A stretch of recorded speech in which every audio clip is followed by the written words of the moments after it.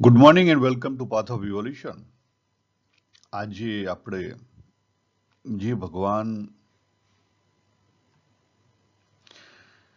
વાત ચાલુ કરી, સમત્વ યોગ ઉચ્ચતે અને યોગ કર્મસુ કૌશલમ, ત્યાંથી લઈ અર્જુનજીનો પ્રશ્ન હતો સ્થિર બુદ્ધિવાળાનો, અને એના જવાબ આપ્યા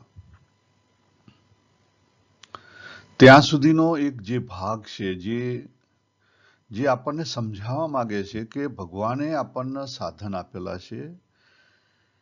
દરેક વસ્તુ આપણી પાસે અવેલેબલ છે. દરેક વસ્તુ આપણી પાસે અવેલેબલ છે. માત્ર એને ઓળખવાનું છે. આપણી પાસે અંદર એક ક્રિએટિવ એનર્જી રહેલી છે, અને એ જે એનર્જી છે દરેક સેકન્ડે બહાર વહી રહી છે. એ એનર્જી બહાર વહે છે એના બે કારણ છે. પહેલું કારણ છે, અને બંને કારણનો હેતુ એક જ છે. પહેલું કારણ છે કે આપણા આગળના જન્મોને લઈને જે અધૂર પાયેલી છે, બ્લોક કરેલી એનર્જી છે, એને બેલેન્સ કરી દેવાની છે, એટલે અધૂરપ જતી રહે. બરાબર, પહેલું આ કારણ. અને બીજું કારણ છે એ પણ એવું જ છે કે નવી બ્લોક એનર્જી ઊભી ના કરે, પરંતુ એ એનર્જી વહી રહી છે ને,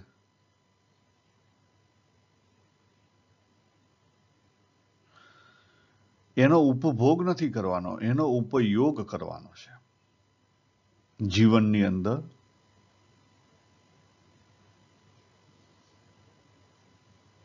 એટલા માટે એનર્જી આપવામાં આવેલી છે. આપણે એનું મહત્વ સમજતા નથી અને બેહોશીમાં એનો મિસયુઝ કરીએ છીએ બધી જ રીતે. સવારથી ઉઠ્યા તે રાત્રે સૂઈએ ત્યાં સુધી.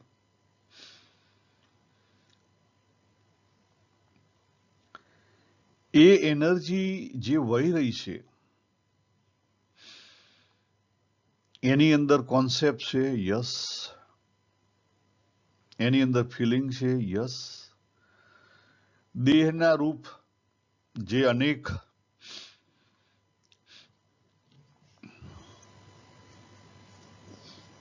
હેબિટો થઈ ગયેલી છે, એટલે દેહ અને ઇન્દ્રિય અમુક હેબિચ્યુઅલ પણ બની ગયેલા છે. એ હેબિચ્યુઅલ દેહ અને ઇન્દ્રિય રૂપે બહાર વહી રહી છે, અને હેબિચ્યુઅલ આપણા કોન્સેપ્ટો રૂપે.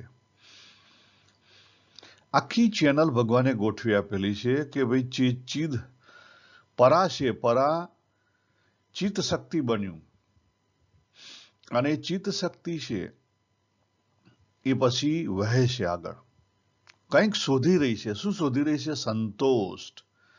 આત્મને આત્મના તૃષ્ટ. પહેલું જ જવાબ ભગવાન આપી દીધો. પણ આપણને એના દિશાની ખબર નથી. અહીંયા આખા જે કોઈ સંત મહાત્માઓ થયા, આપણા અવતારો થયા, જે આપણા શાસ્ત્રો છે, બધા જ આની ઉપર ઈશારા કરે છે કે જો તારી પાસે બધું અવેલેબલ છે, માત્ર તું શોધી લે. પણ શોધી કેવી રીતે લેવો, એ જ ઈચ્છા શક્તિ, જ્ઞાન શક્તિ, ક્રિયા શક્તિ વહી રહી છે, કન્ટિન્યુ વહી રહી છે. તો સૌથી પહેલું એ જે આપણી અંદરથી જે નીકળી રહી છે જિજ્ઞાસા વૃત્તિ, જે શક્તિ બહાર નીકળી રહી છે, એનું કારણ શોધો. એ ક્યુરિયોસિટી છે, એનું કારણ શોધો. શાના માટે ક્યુરિયોસિટી છે અને ક્યાં ક્યુરિયોસિટી છે, એ તો તમને ધીરે ધીરે ખબર પડશે કે તમારી અંદર જે ઇનર એટીટ્યુડ છે. શું છે? ઇનર એટીટ્યુડ, જે આપણને દોડાવે છે અને જે એક્સપ્રેસ થાય છે, જેમાં આપણને રસ છે, જેની અંદર આપણને રસ છે, એ વહે એવો આપણને રસ છે.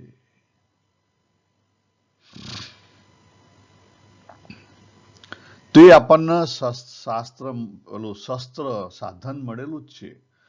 હવે સાધનને ઓળખો. તમે ઓળખવાનું ચાલુ કરશો એ સાધનને સારી રીતે એનો ઉપયોગ કરવાનું ચાલુ કરશો એટલે ઓટોમેટિકલી તમારી બુદ્ધિ છે ને સ્થૂળ બુદ્ધિ સૂક્ષ્મ બનશે, બુદ્ધિમાં વિવેક ચાલુ થશે ઓટોમેટિકલી. અને પછી એ વિવેક છે ને એને લઈ એ બુદ્ધિનો વિવેક અને અંદરનો રસ બેને જગતના જે કોઈ કાર્ય છે એમાં એપ્લાય કરો. માત્ર જે કર્મયોગ જ્ઞાન યોગ એની વાત નથી કરતો, માત્ર એની વાત નથી કરતો. એની વાત તો બરાબર છે. તમે તમારું એક્સ્ટ્રા જે કંઈ પરમાત્માને પામવા માટે જે કંઈ કરો છો એનો જે પાથ છે એ પણ એવો જ હોવો જોઈએ જે તમને અનુકૂળ હોવો જોઈએ, જે તમને અનુકૂળ હોવો જોઈએ.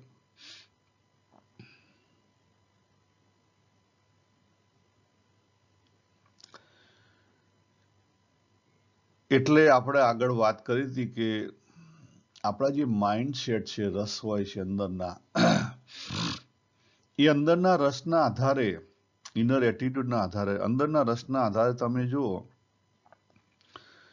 તો 3 મુખ્ય રસ્તા પડી શકે. એક રસ્તો એવો છે જે સંકલ્પ વાળાનો, મારે કરવું છે, કરવું છે, કરવું છે, અને જોરદાર સંકલ્પ હોય એ પ્રમાણે કરે. એના માટેનો સારામાં સારો રસ્તો છે યોગાસનનો. અહમ બ્રહ્માસ્મિ અહમ વાળો રસ્તો. અને બાકીના 2 રસ્તા છે શરણાગતિના રસ્તા છે, બ્રહ્માસ્મિ વાળા. એમાં એકને રસ છે ભાવમાં અને બીજાને રસ છે સાંખ્યમાં. પણ બંનેમાં પહેલી કન્ડિશન કઈ આવે? શરણાગતિ. અને એન્ડ ઓફ ધ ડે ત્રણેયની પાછી શરણાગતિ તો થાય જ. પણ પહેલો વાળો છે એની શરણાગતિ છેલ્લે આવે.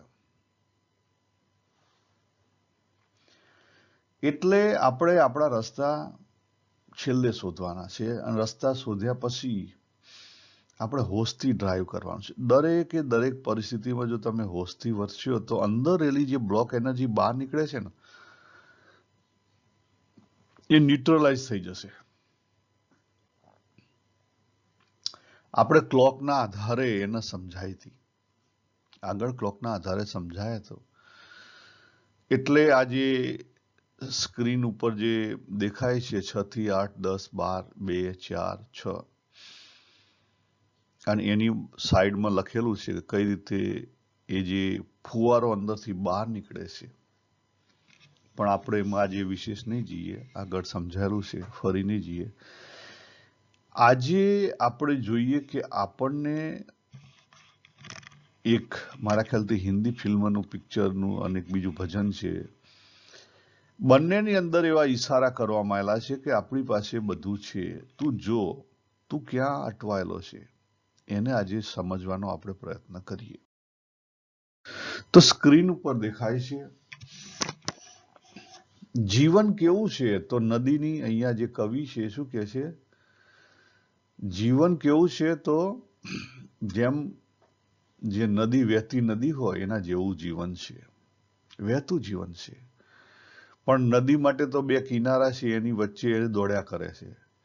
જ્યારે આપણે આપણી પાસે કિનારા શોધવા અઘરા છે. અહીંયા કવિ કહે છે કે माझी નૈયા ઢૂઢે કિનારા. અહીં કિનારાનો અર્થ અલગ છે. સાઈડના કિનારાની વાત નથી થતી. આગળ જે પાણી વહી રહ્યું છે, નદીમાં જે પાણી વહી રહ્યું છે, કિનારો નથી તૂટતું. નદીમાં જે પાણી વહી રહ્યું છે કોને શોધે છે? અનંત એવો જે મહાસાગર છે એમાં ભળી જવા માટે ઉતાવળી હોય નદી. તમે જો નદીનું પાણી ધમ ધમ ધમ કરતું જતું હોય, કેમ? સાગરને મળી જવા માટે, અતૃપ્તિમાંથી તૃપ્તિમાં જતું રહેવા માટે, પોતાનું અસ્તિત્વ છે એમાંથી વિલીન થઈ જવા માટે. અને આ જ વસ્તુ આપણા જીવનમાં પણ એપ્લાય થાય છે. આ જ વસ્તુ આપણા જીવનમાં એપ્લાય થાય છે. અહીંયા આમ તો માંઝી જે શબ્દ છે એ ઉર્દુ અને હિન્દી બંને શબ્દમાં એનો અર્થ એવો થાય કે ભૂતકાળ, माझी એટલે ભૂતકાળ. બીજો શબ્દ એવો થાય माझी એટલે ઉપયોગ કરનાર, એવો પણ થાય. પણ અહીંયા શબ્દ કેવો છે? અહીંયા એનો અર્થ શું છે? माझी એટલે કોના માટે સંબોધાયેલું છે? माझी એટલે આપણને કહે છે, જીવને કહે છે. જીવ નૈયા કેટલા આપણો દેહ એકલો નહીં, તું પોતે, આ દેહરૂપ તું, એ કંઈક શોધી રહ્યો છે. આપણી જિજ્ઞાસા વૃત્તિ કંઈક શોધી રહી છે. રોજ સવારે ઉઠી અને આપણે જે કંઈ કરીએ છીએ એમાં શોધો કે આપણને કંઈક જોઈએ છે, કંઈક બહાર આપણી શક્તિ વહી રહી છે, કંઈક શોધી રહી છે. શું શોધી રહી છે? તો એ શોધી કાઢવાનું છે. ભરણ પોષણ માટે બરાબર છે કે તમારે નોકરી કરવી પડે, રૂપિયા છે, બરાબર છે. પણ ખરેખર શું શોધી રહી છે? ખરેખર એ વસ્તુ શોધી રહી છે કે જેનાથી આપણને સંતોષ મળે, તૃપ્તિ મળે. આત્મને આત્મના તૃષ્ટ, આ એનો મિનિંગ છે. આત્મને આત્મના તૃષ્ટ એ શોધી રહ્યું છે. किसी न किसी की खोज में है ये जग सारा. આખું જગત છે કોકની ખોજમાં છે. તમે જુઓ, ચેક કરો. પછી એ વસ્તુ હોય, વ્યક્તિ હોય કે અંદરનો રસ હોય, કંઈક ને કંઈક શોધી રહ્યું છે. કંઈક ને કંઈક મેળવવા માટે અતૃપ્ત છે. એ તૃપ્તિ પૂરી થાય એના માટે દોડી રહ્યું છે.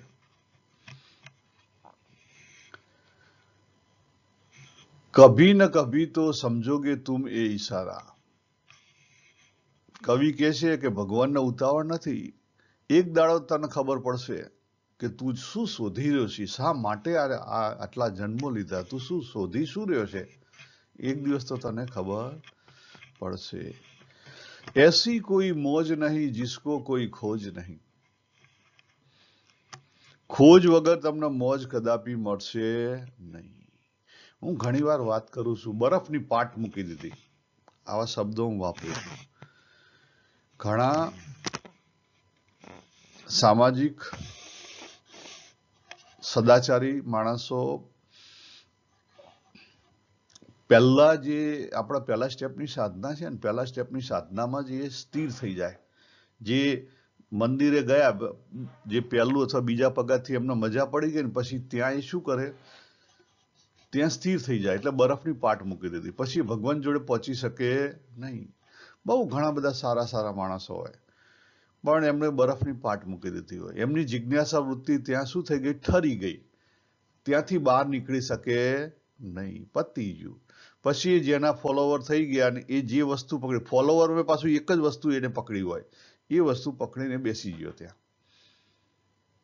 વિચાર કરો.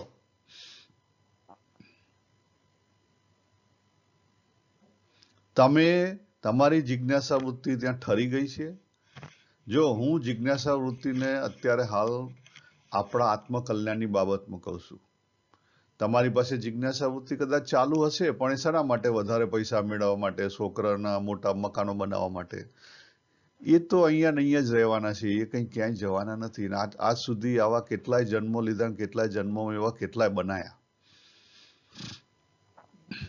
મૂકી અને કોઈ રહ્યું નથી. મારા દાદા નહીં રહ્યા, મારા બાપા નહીં રહ્યા, કે એમના દાદા નહીં રહ્યા, કોઈ નથી રહ્યું. તો સમજો, કભી ન કભી તો સમજોગે તુમ એ ઈશારા. તમે સીધી રીતે નહીં સમજો તો પછી ભાગીને સમજશો. પછી એવા તોફાનો આવશે જીવનની અંદર, તમને જેની પ્રત્યે સૌથી વધુમાં વધુ આસક્તિ હશે ને એની પ્રત્યેથી જ લપડાક મળશે.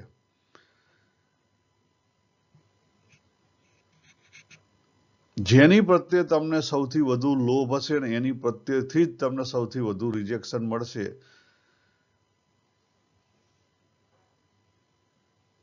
આપણે ત્યાં મારા ખ્યાલથી અત્યારે સૌથી સારામાં સારું જીવતું જાગતું ઉદાહરણ હોય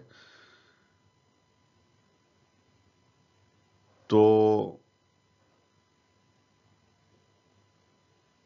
પેલા રેમન્ડ આપણી જે શોપ છે, એ જે ચેઇન છે, એના માલિક હતા, એમણે એમના છોકરો બહુ પ્રિય હતો, બધું છોકરાના નામે કરી દીધું, છોકરાએ એમને કાઢી મૂક્યા. જો કદાચ વિડીયો છે ઓનલાઈન પણ.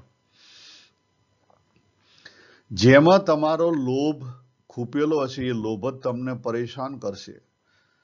એટલે કહે છે કે કભી ન કભી તો સમજોગે તુમ એ ઈશારા. ભગવાન શું કહેવા માંગે છે? ઈશારા સમજો. અને દરેક વસ્તુનો ટેસ્ટ કરવાની જરૂર નથી. ઝેર છે તો ઝેરનો ટેસ્ટ શા માટે કરો છો? ખબર પડી, લોભ દેખાડો, પાછા વળી જાઓ. લોભ દેખાડો, પાછા વળી જાઓ. પણ આપણે હે ને એટલી બધી બેહોશીમાં છીએ, એટલા બધા આપણે બેહોશીમાં જીવીએ છીએ. સાયન્સ તો 90% બેહોશીની વાત કરે છે, પણ કદાચ એથી પણ વધારે હોઈ શકીએ.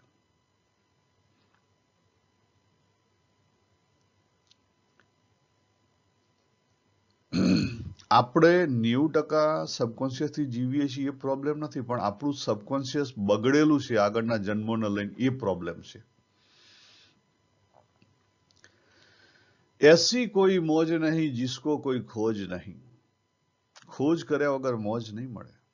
કોઈ ન કોઈ તો હર કિસી કો લગતા હે પ્યારા. ચેક કરો, તમારી પોતાની ઉપર ચેક કરો.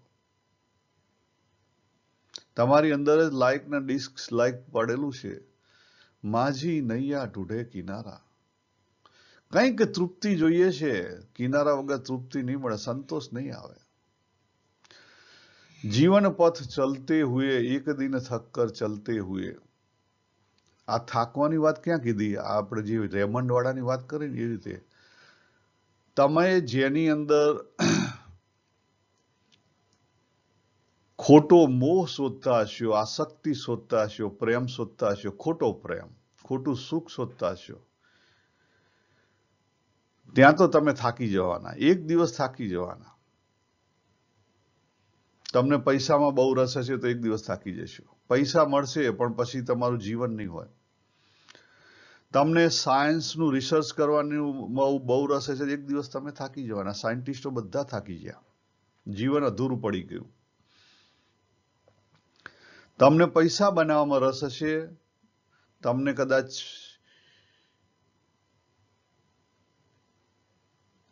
વધારે પડતી એસેટો બનાવવામાં રસ હશે, તો રાજા મહારાજા ઘણી બધી એસેટો બનાવી, રાજ મોટા કર્યા. મોગલ સલ્તનત કેટલું હતું, તમારું તો છે શું કોડો. એ મોગલ્સ અકબર હતો ત્યારે એની પાસે કેટલી જમીન, બધું એનું પોતાનું કહેવાય, બધું જ એનું પોતાનું કહેવાય. તમારી જોડે કેટલું છે અકબરની કમ્પેરિઝનનો વિચાર કરો. તોય જતો રહ્યો, ઓછું પડ્યું, થાક લાગી ગયો. દેહ કદી તમને કાયમી સપોર્ટ નહીં કરે, એની લિમિટેશન છે, સમજો. કहीं ના કहीं તો થામ લુંગા આંચલ તુમારા.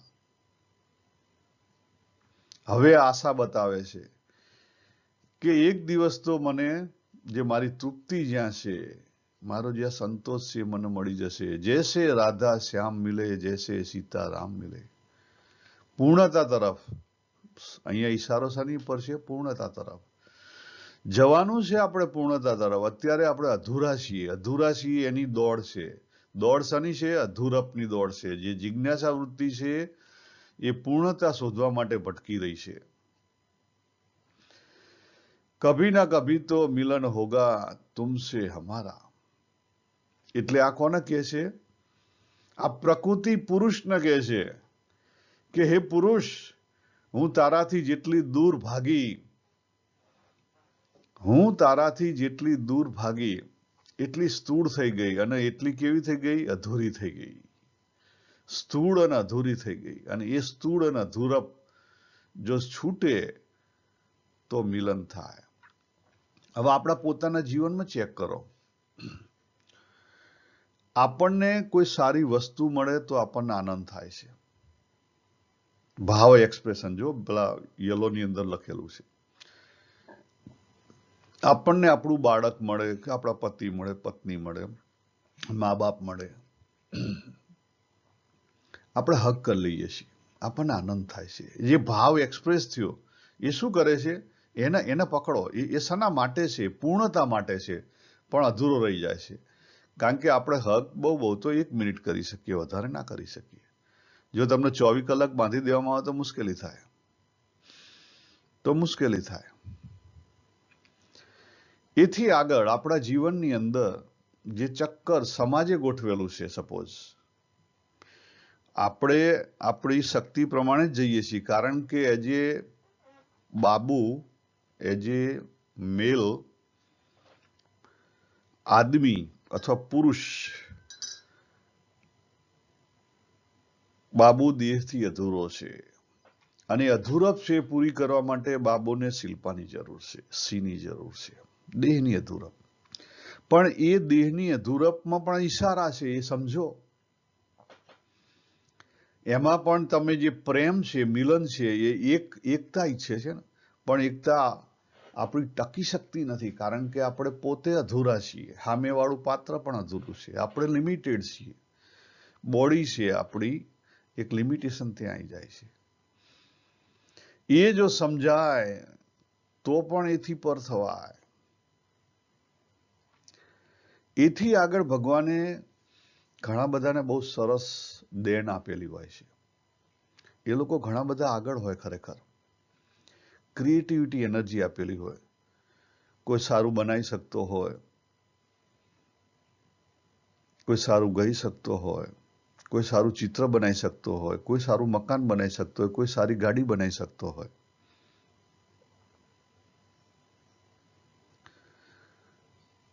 અલગ અલગ રસ હોય. કોઈને ફિલોસોફીમાં રસ હોય, બરાબર. કોઈને પૈસા બનવામાં પણ રસ હોય, પણ એ ક્રિએટિવિટી ના કહેવાય, કારણ કે હજી એ પૈસા છે ને તમને ઉપયોગિતા ઉપર તમે વધારે છો. જેટલા ઉપયોગિતા ઉપર વધારે હોય એટલી લિમિટેશન આવી જાય. જેટલા ઉપયોગિતા ઉપર વધારે હોય એટલું લિમિટેશન આવી જાય.